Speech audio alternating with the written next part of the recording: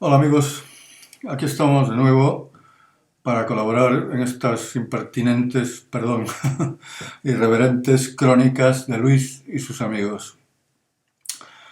Debo decir, por cierto, que estos vídeos están teniendo tanto éxito que los marcianos han colapsado su internet y están como locos buscando conexiones interplanetarias. Vamos a pasar rápidamente las páginas de los episodios siguientes del Campeonato del Mundo hasta llegar a 1972, uno de los grandes momentos estelares en la historia del ajedrez, y cuando Boris Spassky y Bobby Fischer pusieron a Islandia en el mapa mundial.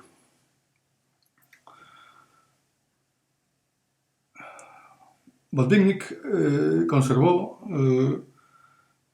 su título mundial prácticamente más de una década, con breves interrupciones en sendos años, en 1957 ante Smyslov y en 1960 ante Tal.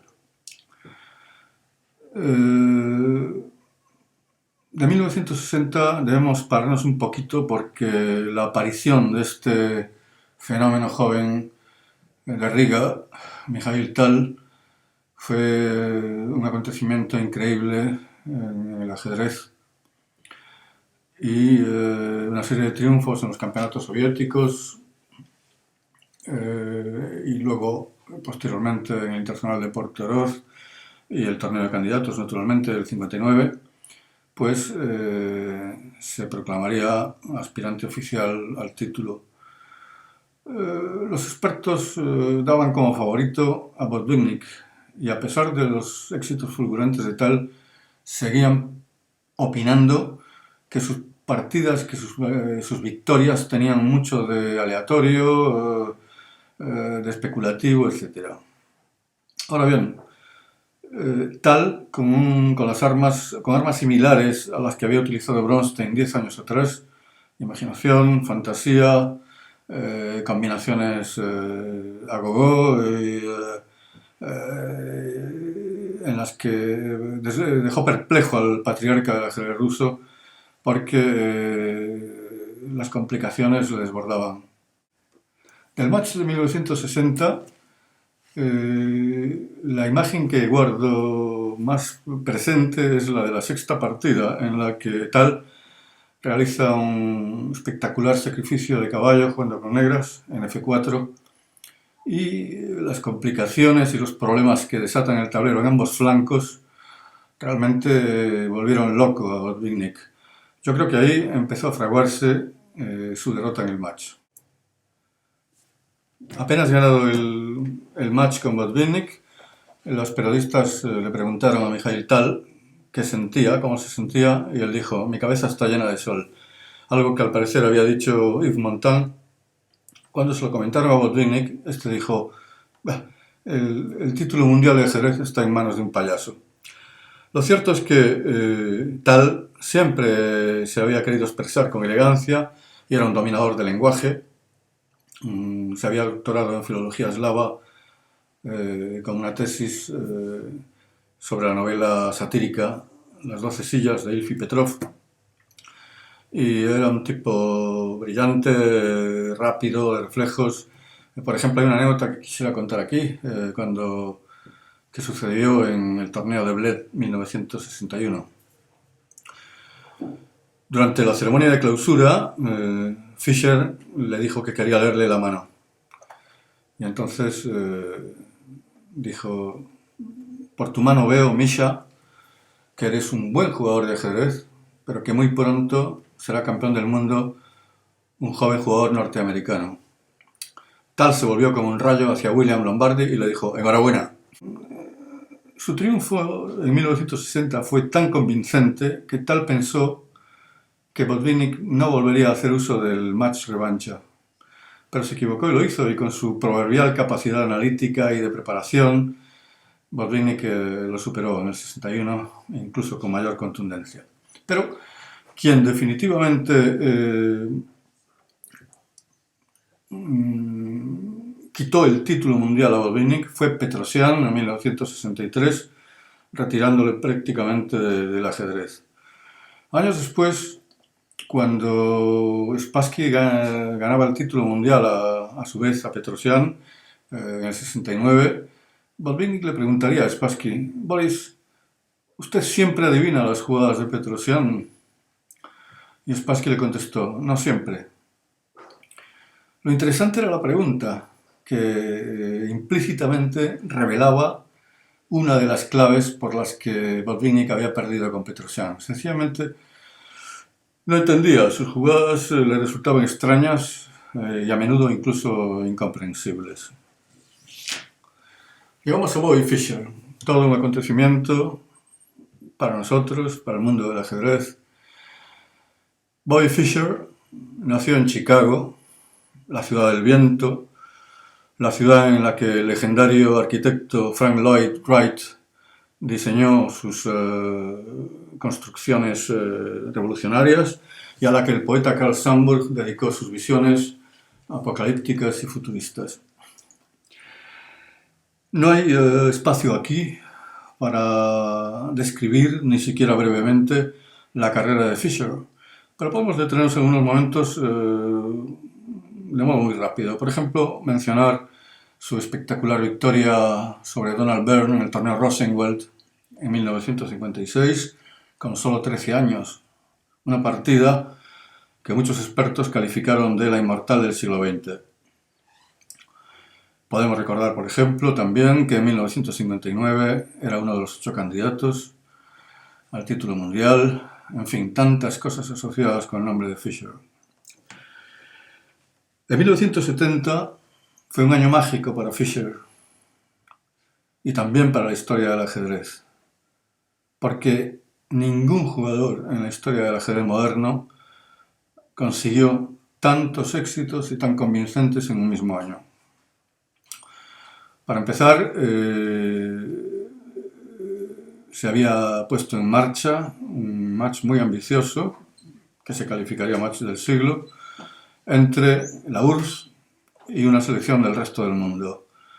Fischer jugaría de segundo tablero en esa selección y ganaría sin paliativos a Petrosian por 3-1. Dos partidas ganadas y 2 tablas.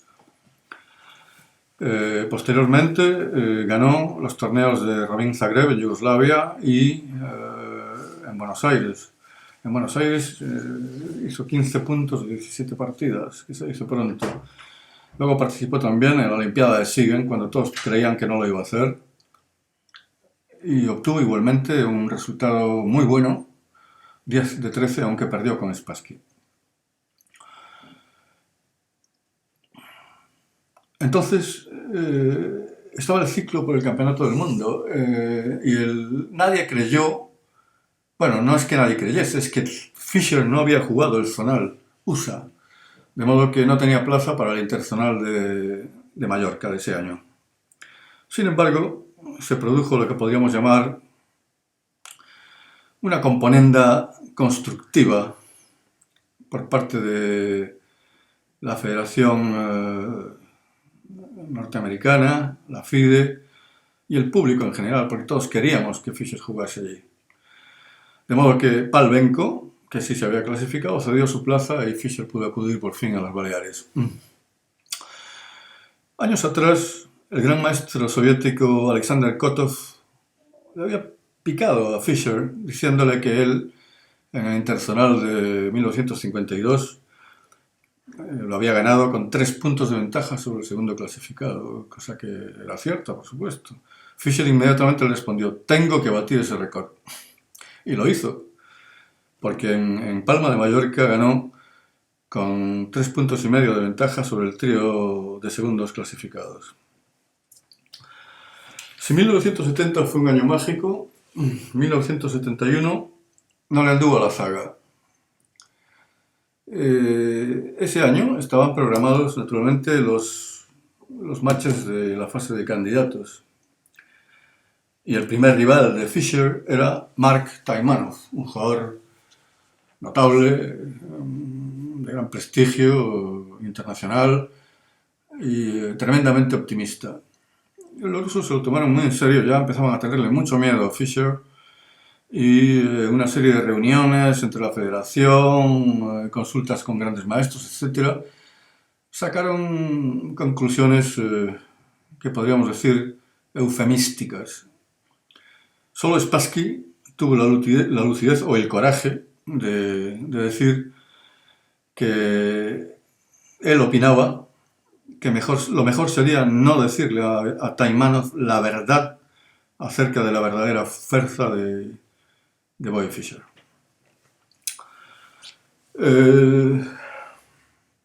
Al enfrentarse a Taimanov, este jugó bien las primeras partidas. La primera y la segunda incluso tuvo algunas oportunidades muy interesantes, pero al perder las tres primeras se desmoronó, se vino abajo y ocurrió lo nunca visto, 6-0 en un match de candidatos. Le esperaba a Bobby Bent Larsen, un auténtico coloso del tablero. El match se había programado en Denver y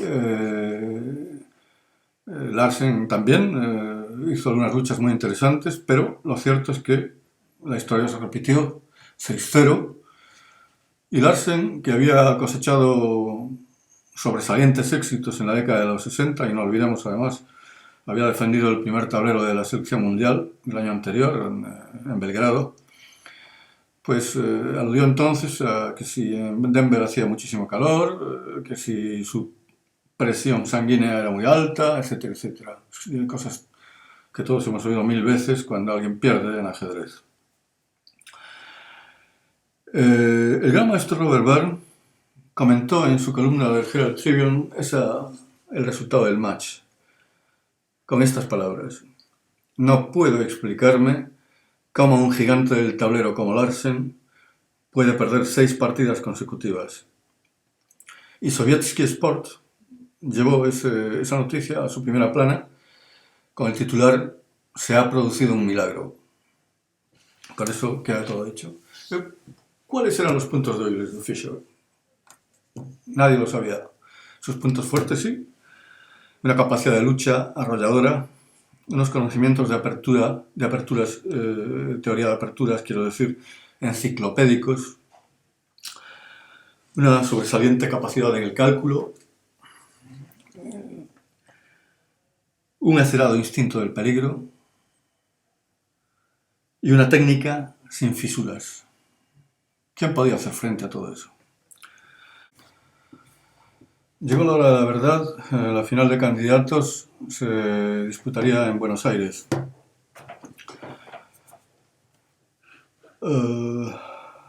Su oponente era un hombre temible, Tigran Petrosyan.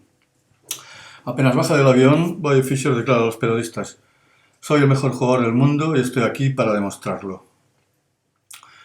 Petrosyan empezó bien, o al menos no empezó mal. Aunque debió ganar la primera partida, después de 5 el resultado era empate, 2,5, 2,5. Pero perdió la sexta y ya su espíritu combativo y sus ilusiones se derrumbaron. Parece ser que sus segundos habían analizado mal la posición del aplazamiento. Incluso se comentó que Rona, la esposa de Petrosyan, llegó a bofetear a Suetin, uno de ellos. Después de 9 partidas, Fischer ya había vencido 6,5, 2,5, de modo que de las 12 programadas le habían sobrado 3. ¿Cuál había sido la última vez que Petrosyan había perdido 4 partidas? La respuesta es nunca. Pese a todo, no estaba claro que fuese favorito ante Spassky. Boris Spassky tenía un score favorable, si bien mezclado en el tiempo, es decir, en la época la mayor parte de las partidas eran del momento en que Fischer todavía se estaba formando, de 3 partidas ganadas y 2 tablas a su favor. Spassky recibió todo el apoyo institucional del mundo. Hasta el Comité Central del PQS se sintió obligado a hacer pública la noticia de que se había formado un consejo consultivo de maestros para que pudiesen dar informes de todo tipo y análisis a Boris y ayudarle así en la papeleta que tenía de defender el título mundial. Reykjavik fue designada sede por ofrecer la mayor bolsa de premios, $125.000, que constituía una cifra considerable para la época. Sin embargo, Fischer no se dio por satisfecho y solo con la intervención del millonario británico Jim Slater, que dobló la cifra, empezó a tomarse en serio participar, cosa que acabó por decidir cuando Henry Kissinger, el secretario de Estado, le llamó personalmente por teléfono para convencerlo, decirle que había que derrotar a los rusos, que América lo necesitaba, etc. Pero el día fijado para la ceremonia de apertura, en Reykjavik había varios jefes de Estado, numerosas personalidades del deporte, de la política, pero no Fischer. Fischer llegaría el Día Nacional de Estados Unidos, el 4 de julio, y solo accedería a jugar un día o 2 días después, no recuerdo bien. El caso es que la primera partida, que llegó a un final de alfiles insípido, Bobby Fischer se las arregló para realizar una captura dudosa y acabar perdiendo su alfil y la partida. La segunda partida, tras una serie de incidencias y de protestas de Fischer relacionadas con las cámaras de televisión y algunas otras quejas, como retirar el público y dejar vacías las 3 primeras filas de butacas, etc., pues al final no le dieron satisfacción plena y perdió la segunda por incomparecencia. De modo que el match, y esto es novedad, empezaba con un 2-0 adverso para él. Perdón. Entre tanto, hay que decir, cosa sorprendente, que los semanarios norteamericanos de tirada masiva, como Time o Newsweek, habían dedicado portadas a este match, en particular, naturalmente, a Fischer. Entonces, las siguientes partidas se vio que un Spassky indeciso no estaba jugando bien, y la sexta partida fue maravillosamente jugada por Bobby Fischer. Y también la décima. De modo que, después de estas, el marcador se situaba ya en un 6,5, 3,5 inquietante. Así que la delegación rusa, en una época en la que la paranoia estaba en el orden del día, la Guerra Fría, los complots de la CIA, etc. Y por cierto, que sobre el tema del botón nuclear, les recomiendo, si no lo han visto, la película de Stanley Kubrick, Teléfono Rojo, volamos hacia Moscú. Pues bien, estaban inquietos los entrenadores y analistas de Spassky y no sabían qué hacer. De modo que el match fue avanzando y antes de la 17ª partida, Heller, que era el entrenador jefe, emitió un comunicado en el que denunciaba la posible intervención de agentes químicos o electrónicos que estaban influyendo sobre el juego de Spassky y pedía que se desmontase la silla de Bobby Fischer, cosa que se hizo y solo se descubrió un pequeño destornillador que se habría quedado ahí olvidado durante el montaje y un par de moscas muertas. Entonces, y con mucho ingenio, el corresponsal del New York Times escribió que la investigación no había sido bien hecha porque tenía que haberse hecho una autopsia de las moscas, porque quién sabe si habían muerto de muerte natural. Al ganar la 21ª partida, Bobby Fischer se proclamó campeón del mundo. Y ese día, el 22 de septiembre, el alcalde de Nueva York propuso que se llamase a partir de entonces Día de Bobby Fischer. ¿Cómo cambiarían las cosas en las relaciones con su país años después? Solo añadiré, porque sería largo, entrar en toda la época posterior, Bueno, que Fischer no se presentó, como todo el mundo sabe, a jugar, no quiso jugar si no se aceptaban todas y cada una de las condiciones que él imponía el match de 1975 con Anatoly Karpov, y Karpov fue declarado campeón del mundo. Y en la década de los 80, Bobby Fischer se perdió en una vorágine empezó a incubar un odio general contra el mundo, contra su país, contra el ajedrez y contra los ajedrecistas, la FIDE, en fin. Y eso ya es otra historia. Pero solo añadiré que en una de mis visiones que había concebido para un guión cinematográfico, imaginé a un Fischer cuarentón que se ganaba la vida pescando a tanza en un remoto rincón de la India, y al atardecer regresaba al pueblo en bote de remos y vendía su pesca al dueño de un bar para turistas, haciendo honor a su apellido, porque Fischer en alemán significa pescador. Honor y gloria a quien llevó el ajedrez a sus más altas cotas y quien nunca se sintió comprometido a jugar a tablas sin componendas, ni ningún tipo de concesión. Hasta siempre. Ya está.